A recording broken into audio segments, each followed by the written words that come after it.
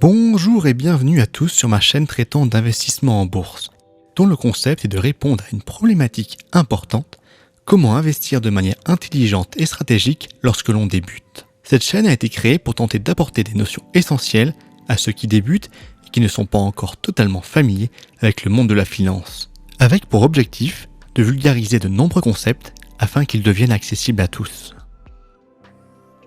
Pour cette première vidéo, nous allons parler d'une notion essentielle à assimiler lorsque l'on constitue son premier portefeuille, les catégories d'actions dans lesquelles investir. Ces catégories servent à classifier grossièrement les différentes entreprises en fonction de leur comportement économique et notamment de leur perspective d'évolution.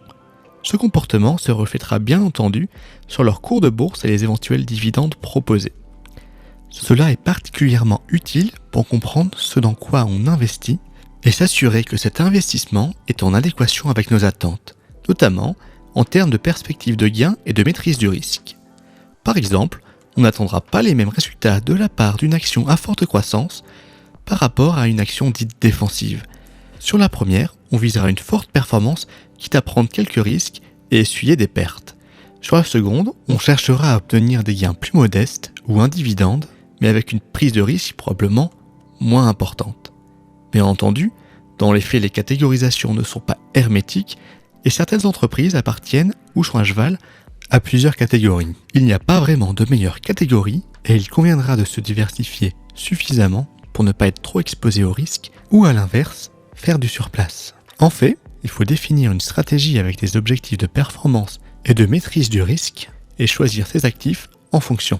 Un objectif cohérent, selon moi, de ne pas sous-performer les indices boursiers sur le long terme, car à ce moment-là, il serait plus rentable et moins chronophage d'investir dans l'ETF correspondant à l'indice.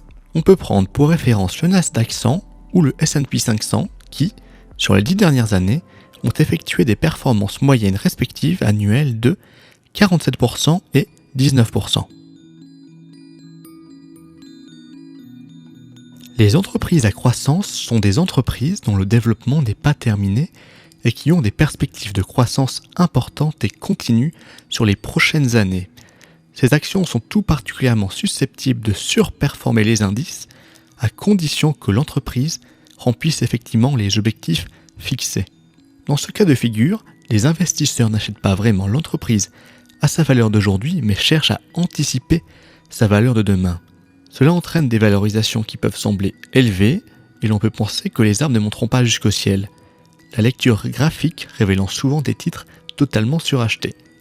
On peut justifier tout cela par des perspectives et des résultats en progression et une continuation de la hausse est tout à fait envisageable si la société continue de bien travailler et de conserver la confiance des investisseurs.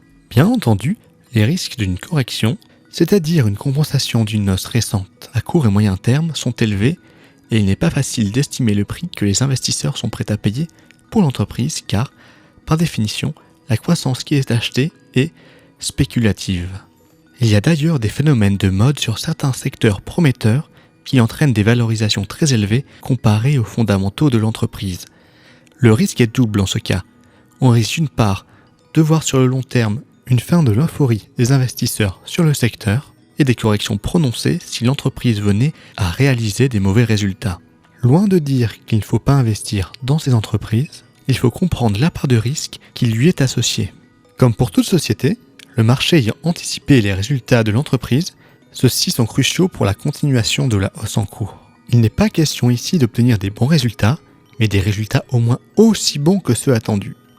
Il n'est pas rare de voir le cours de l'action d'une entreprise de croissance baisser suite à la publication de résultats pourtant bons, car les investisseurs en attendaient plus et ces nouveaux chiffres viennent recadrer la valeur actuelle et future de la société. Sur le long terme, cela n'a rien d'alarmant. D'une manière générale, il est même plutôt sain que le cours de l'action corrige de temps en temps pour que la valorisation de l'entreprise reste en adéquation avec son activité réelle.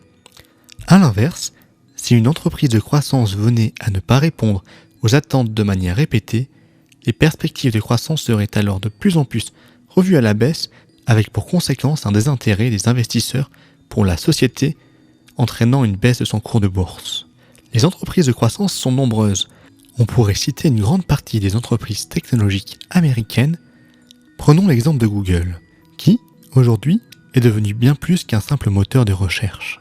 En plus du développement de ses activités actuelles, ils investissent grandement et continuellement dans la recherche et le développement dans des domaines variés comme, par exemple, l'intelligence artificielle, ce qui contribue à l'expansion de la société sur le long terme. Ce développement continu est visible dans leurs résultats financiers et leurs cours de bourse. On pourrait aussi citer de nombreuses entreprises de croissance dans les secteurs de l'énergie verte, des véhicules électriques, de l'e-commerce et bien plus encore. Bien entendu, les perspectives de ces entreprises de croissance ne sont pas toutes de la même ampleur et il convient d'être particulièrement prudent sur certaines sociétés. Même si pour certaines, les objectifs sont très élevés et très ambitieux et que l'on pourrait espérer une envolée rapide de la valorisation de la société, il ne faut pas non plus négliger l'importance de la concurrence, de la viabilité du secteur ou les nombreuses années nécessaires avant que l'entreprise ne devienne rentable. Aucune action ne pourra doubler sa valorisation chaque mois sur le long terme.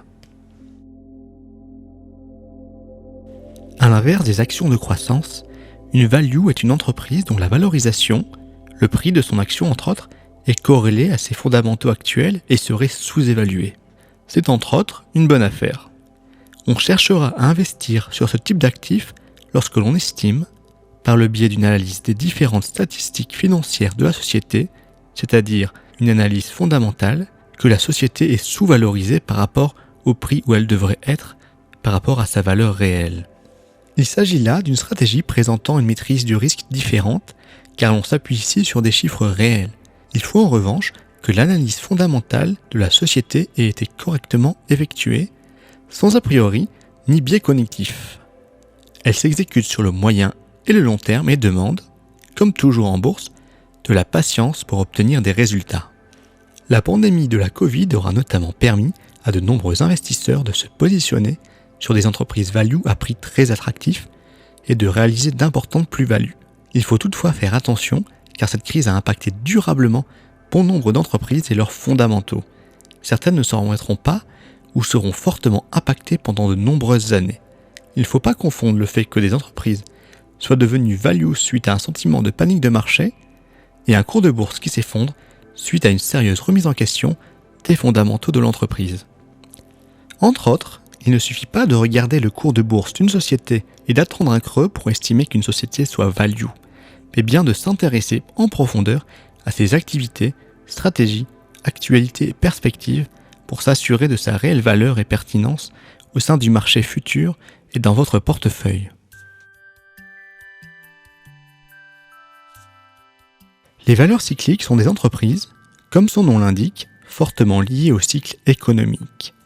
Elles enchaînent les baisses durant les périodes de crise et de récession et les hausses durant les périodes de reprise et de prospérité.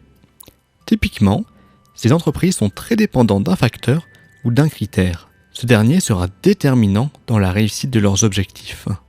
On peut par exemple penser au cours du baril de pétrole pour les pétrolières ou plus généralement à la richesse des consommateurs. Ces derniers étant davantage susceptibles d'acheter une voiture ou de partir en vacances durant les périodes prospères que durant les périodes de crise. Ces entreprises peuvent ainsi réaliser des bonnes performances boursières lorsque l'économie va bien et il est fréquent qu'elles proposent également un dividende. Elles sont tout à fait adaptées à des investissements de moyen terme, c'est-à-dire de plusieurs mois voire quelques années, de type value lorsqu'elles sont décotées ou pour se constituer une rente grâce aux dividendes. Cependant, les valeurs cycliques présentent des risques en cas de ralentissement de l'économie ou d'événements impactant leur secteur. De plus, leurs perspectives de croissance peuvent s'avérer limitées si l'entreprise est déjà arrivée à maturité, c'est-à-dire à la taille maximale qu'elle pouvait avoir sur le marché. Loin de conseiller ou de déconseiller un investissement dans ce type de valeur, il est important d'être conscient de ce genre de comportement économique et boursier lorsque l'on investit dans une valeur cyclique.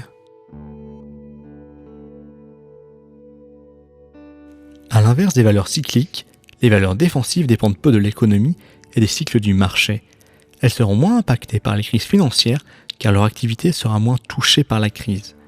En contrepartie de moins baisser lors des grandes baisses, elles peuvent tout à fait sous-performer les indices lorsqu'ils sont en hausse, voire évoluer dans des tendances neutres ou baissières de long terme.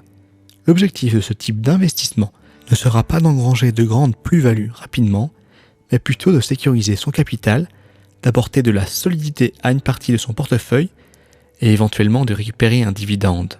On peut par exemple citer une partie des sociétés de l'alimentation, de la télécommunication, de la santé ou de services aux collectivités. Les gens ne vont pas arrêter drastiquement de se nourrir, de téléphoner, d'utiliser de l'électricité ou de se soigner du jour au lendemain. Il faut tout de même noter que ces entreprises ne sont pas totalement hermétiques à l'actualité et la crise de la Covid a tout de même eu un fort impact sur ces valeurs jugées défensives. Il est assez utopique de croire que des valeurs puissent être épargnées de l'ensemble des différents mouvements de panique boursiers et économiques des différentes décennies.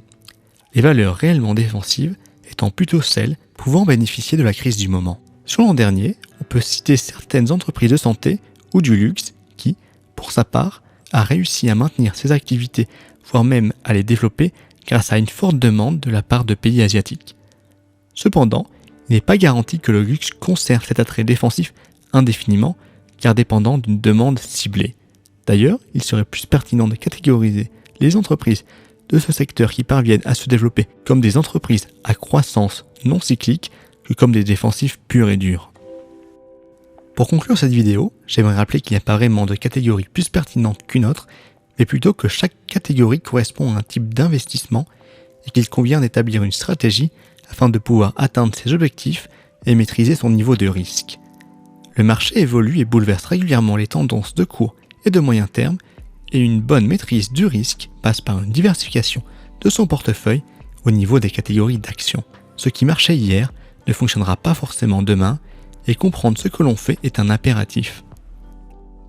C'est la fin de la vidéo, j'espère qu'elle vous a aidé dans vos investissements.